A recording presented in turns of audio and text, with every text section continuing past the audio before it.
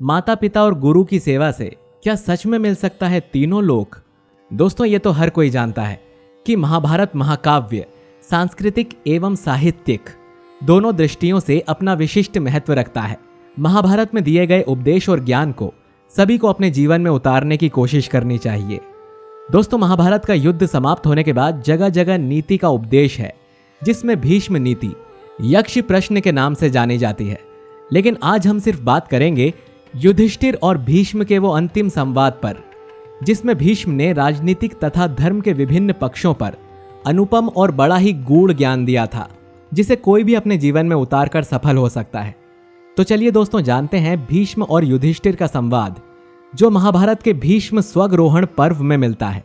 इसमें केवल 2 अध्याय हैं, जिसमें भीष्म के पास युधिष्ठिर का जाना, उपदेश को सुनना और युधिष्ठिर द्वारा उनका अंतिम संस्कार करने का वर्णन है। लेकिन आज हम केवल भीष्म और युधिष्ठिर के बारे में बात करेंगे।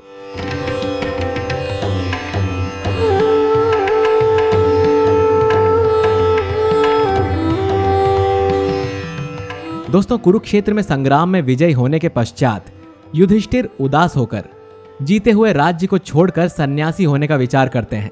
तब श्री कृष्ण उन्हें पितामह के पास जाने के लिए कहते हैं। यद्यपि भीष्म शरशैया पर पड़े हुए थे, फिर भी उन्होंने श्री कृष्ण के कहने पर युधिष्ठिर का शोक दूर करने के लिए राजधर्म, मोक्ष धर्म और आपद धर्म आदि का मूल्यवान उपदेश दिया, जो अमूल्य है। जिसमें से एक व्याख्यान माता पिता तथा गुरु की महत्ता पर भी है, जिसमें उन्होंने बताया कि माता पिता और गुरु की पूजा को परम पूज्य मानता हूं। जो मनुष्य मात्र पितृ गुरु पूजन में लगे रहते हैं, उसको इस लोक में यश और परलोक में अच्छा पद प्राप्त होता है। माता पिता और गुरु का वचन ही धर्म है। माता पिता और गुरु ही तीनों लोक हैं, तीनों आश्रम हैं, ये तीनों वेद हैं और ये तीनों ही अग्नि हैं। यानी पिता गाहपत्याग्नि, माता दक्षिणाग्नि और गुरु आवाहनीय अग्नि है। हे धर्मराज, यदि तुमने सावधानीपूर्ण इन तीनों की सेवा की तो तुम तीनों लोक जीत लोगे। पिता की सेवा करने से ये लोक, मातृ सेवा करने से परलोक और गुरु सेवा से ब्रह्मलोक प्राप्त होता है। अतः हे युधिष्ठिर, तुम इन तीनों लोकों के प्रति अच्छा व्यवहार करना। ऐसा करने से तुम्हें यश, कल्याण और बड़ा पुण्य मिलेगा। इनकी किसी भी आज्ञा को मत टालना। इनको बिना भोजन कराए स्वयं भोजन मत करना, कोई भी मत करना। इन्हें किसी प्रकार का दोष मत लगाना। विनम्रता पूर्वक नित्य इनकी सेवा करना। इससे बढ़कर उत्तम पुण्य कार्य दूसरा नहीं है।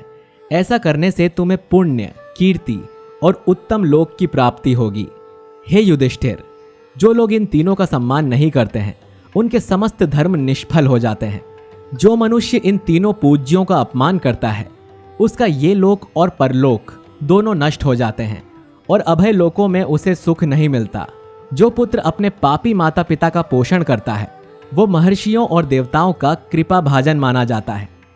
पद्म पुराण सृष्टि खंड 47.13 श्लोक के अनुसार, सर्व तीर्थमयी माता सर्वदेवमय पिता, मातरम पितरम तस्मात् सर्व यत्नेन पूजयेत।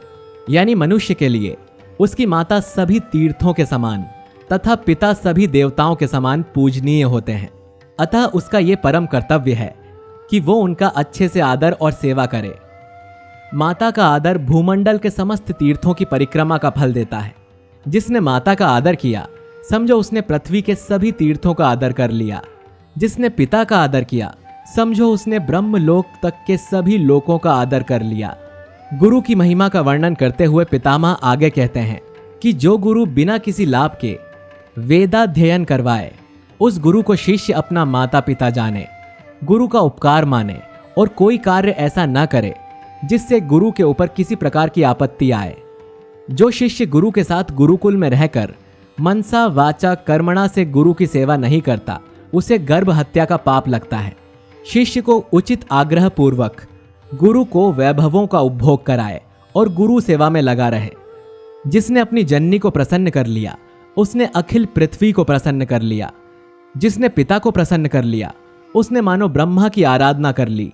इसीलिए पृथ्वी पर माता पिता गुरु अधिक पूज्य माने जाते हैं।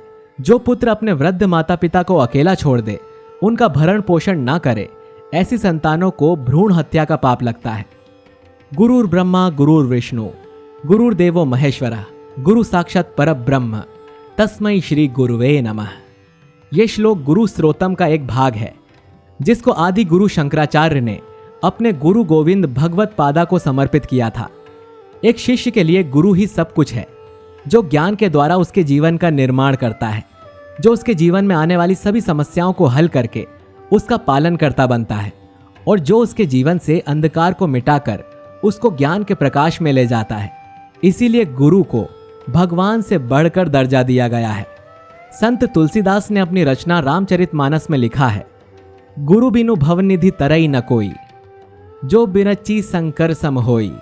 अतः गुरु के बिना कोई भी भवसागर पार नहीं कर सकता, भले ही कोई ब्रह्मा शंकर के समान क्यों ना हो। इसीलिए सभी ने गुरु को सर्वश्रेष्ठ बताया है। हे धर्मराज, इस लोक में मनुष्य का जो कर्तव्य है वो सब मैंने विस्तार से बता दिया है। मैंने तुम्हें वो सर्वसम्मत उपदेश दिया है, और ये परम कल्याणकारी होने के कारण इससे श्रेष्ठ अन्य धर्म है ही नहीं।